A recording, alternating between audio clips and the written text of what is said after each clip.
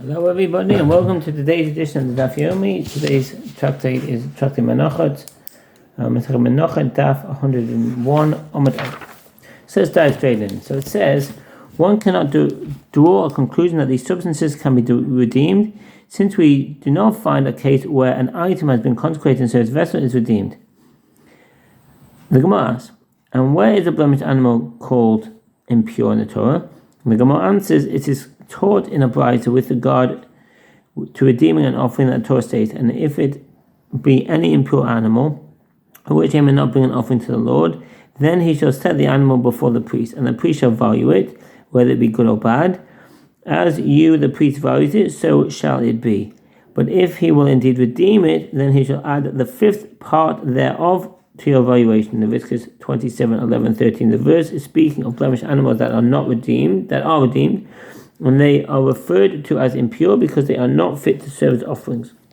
The Gemara clarifies, do you say that the verse is referring only to blemished animals that were redeemed, or is it referring only to an actual non-kosher tamei animal, as in the plain sense of the verse indicates? The Gemara responds, when the verse states later in that section, and if it be of an impure tamei animal, then he shall redeem it according to your valuation, and shall add to it a fifth part thereof. In Leviticus 27, an actual non-kosher animal is mentioned as being subject to redemption. How do I realize the meaning of the verse? And if it be any impure tamei animal, in Leviticus 27:11, verse is speaking of a blemished animals that were redeemed, i.e. that have the possibility of being redeemed. The Gemara continues to discuss this halacha. One might have thought that offerings are redeemed even due to the presence of a temporary blemish. Al-mum over.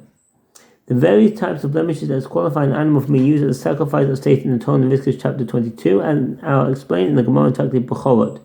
The Gemara draws a distinction between a permanent blemish, such as if the animal's leg is severed, which permanently disqualifies the animal, and a temporary blemish, which disqualifies the animal until it is healed. An animal with a temporary blemish still retains sanctity, and therefore all of the halachot that pertain to an offering apply to it. And consequently, one may not redeem it in order to transfer it back to non-sacred status.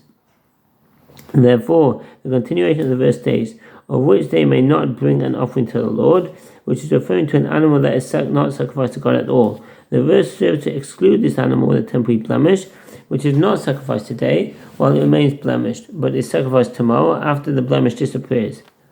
Rav Huna bar Manoah raised an objection to Shmuel's opinion that even meal offerings and libations that are pure may be redeemed if they have not yet been consecrated in a service vessel. The Mishnah states, with regard to consecrated birds, wood for the altar, frankincense, service vessels, once they became ritually impure, they have no possibility of redemption, as redemption of consecrated items is stated only with regard to an animal consecrated for the altar that became blemished. Granted, birds are not redeemed, since they are imbued with inherent sanctity, and the Torah stated that only with regard to blemished animals, not birds, is redemption possible for items of inherent sanctity. But with regard to wood and frankincense that are not considered with inherent sanctity until it is placed in a service vessel, and the service vessels themselves that became impure, since none of these possess inherent sanctity, let them be redeemed. Rather, it's not that these items are not redeemed because pure sacrificial items in general are not redeemed, even when they do not possess inherent sanctity. And these items too, i.e. wood, frankincense, and service vessels, even though they became impure, are treated like they are pure.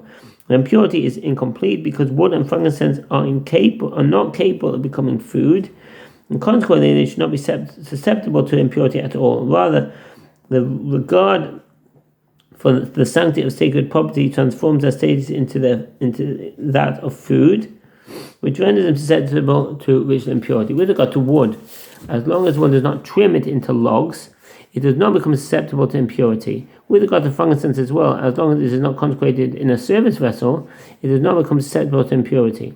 With regard to service vessels also, since they have the capacity to attain purity in a ritual bath, the impurity is irrevocable. Apparently, the reason the Mishnah teaches that these items are not redeemed is that they are in some sense still regarded as pure, and consecrated items that are considered ritually pure are not redeemed, contrary to the opinion of Shmuel. The Gemara responds, no, actually I will say to you in general, pure items are redeemed, and these items are not redeemed, despite the fact that they are not imbued with inherent sanctity because they are not readily available. If these items can be redeemed when they are pure, then they may not be available for the temple service. The Gemara challenges, granted, frankincense and service vessels are not readily available, but what is readily available? Why then may not be redeemed? The Gemara answers, wood usable for the temple service is also difficult to procure. This is apparent since the Master said that any wood in which a worm is found is disqualified for use on the altar. So what's the footnote? Kol eitz v'nimsa bo tulas postul legabe mizbeach. Any wood in which a worm is found is disqualified for use on the altar. The reason for this is that a worm is a non-kosher animal, and only items that are permitted for consumption by a Jew may ascend upon the altar. Alternatively, a worm is considered to be a repulsive creature, and it is demeaning to the altar's sanctity for a worm to be on it. And that's from the Me'iri on Tractate Yom and Tractate Midot. Consequently, wood suitable for the altar is not readily available.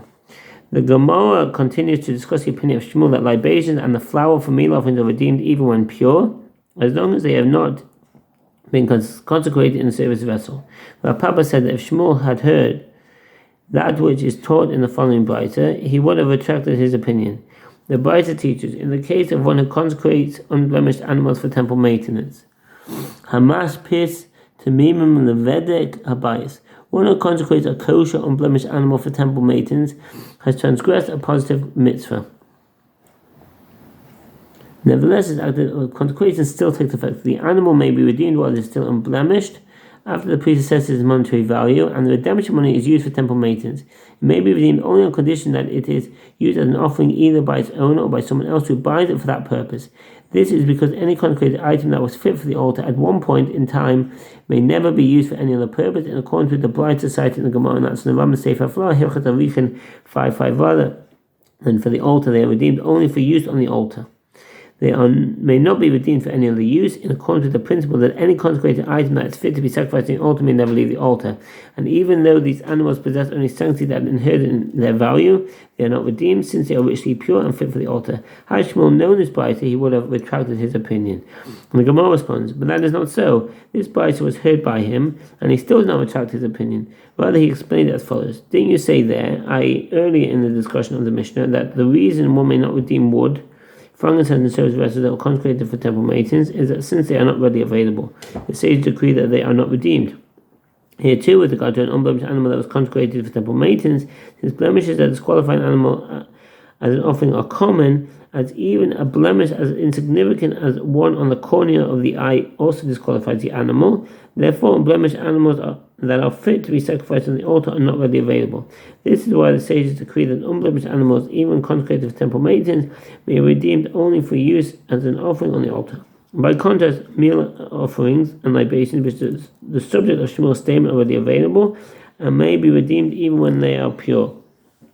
After analyzing Shmuel's opinion permitting the redemption of the meal offerings and libations that are pure and have not yet been consecrated in service vessels, the Gemara now cites a dissenting opinion. And Rav Kahana said that only meal offerings and libations that are impure are redeemed, but those that are pure are not redeemed. And Rabbi Shaya similarly said, and those meal offerings and libations that are impure are redeemed, but those that are pure are not redeemed. There are those who say that Rabbi Shaya says even pure ones are redeemed. Rabbi Elazar says, with regard to all meal offerings, if they are impure, they are redeemed, but if they are pure, they are not redeemed, except for the 1/10 of an eighth of fine flour of a meal offering of a sinner, which is redeemed even if it is pure. Some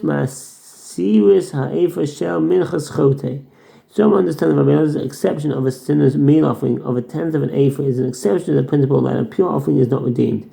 And the point that even a pure offering may occasionally be redeemed, such as a sinner's meal offering designated by a destitute individual who then became wealthy, says Rashi. Others understand that the exception refers to the principle that impure offerings are redeemed. We have to hold that an impure sinner's meal offering is not redeemed because it is a sin offering.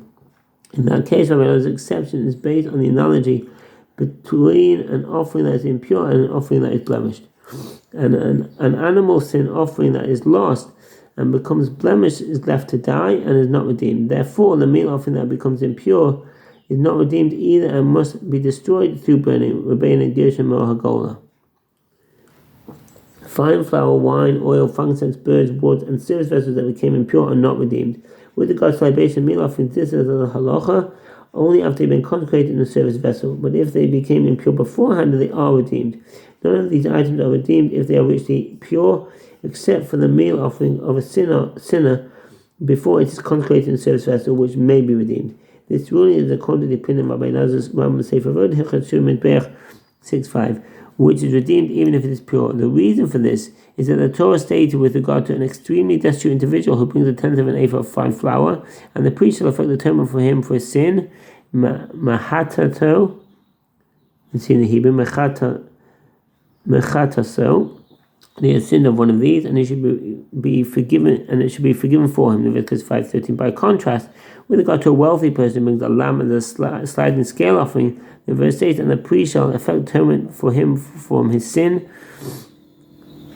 al chataso, that he has sinned. Leviticus 5:6. The word al, which can also mean on, indicates that if an extremely destitute individual designates a tenth of an ephah for his meal offering and then becomes wealthy, he redeems the meal offering and adds money onto the original sum in order to purchase an offering that is appropriate for his current financial status.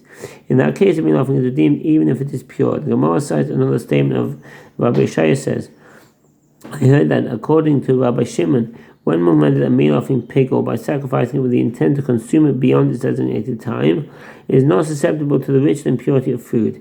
As we learn in the Beit in the Sefer Zakin Kazin 3:12, all are diverse kinds in a vineyard. All is prohibited to eat or derive benefit from the fruit that grows on a tree during the first 3 years after the tree has been planted. See Leviticus 19:23. This prohibition applies only to the fruit, but not to other parts of the tree. In addition, the prohibition is not applied to trees planted only as a fence for one's property or as a wind buffer. Kalei hakerem, diverse kinds in a vineyard. The Torah states, do not sow your vineyard with two kinds of seed, lest the fullness of the seed that you have sown be rendered forbidden together with the yield of the vineyard. Deuteronomy 22:9. Says derived from this verse that crops planted in a vineyard are forbidden and render the yield of the vineyard forbidden as well. Thank you for listening and wish you a very good day. All the best. Bye.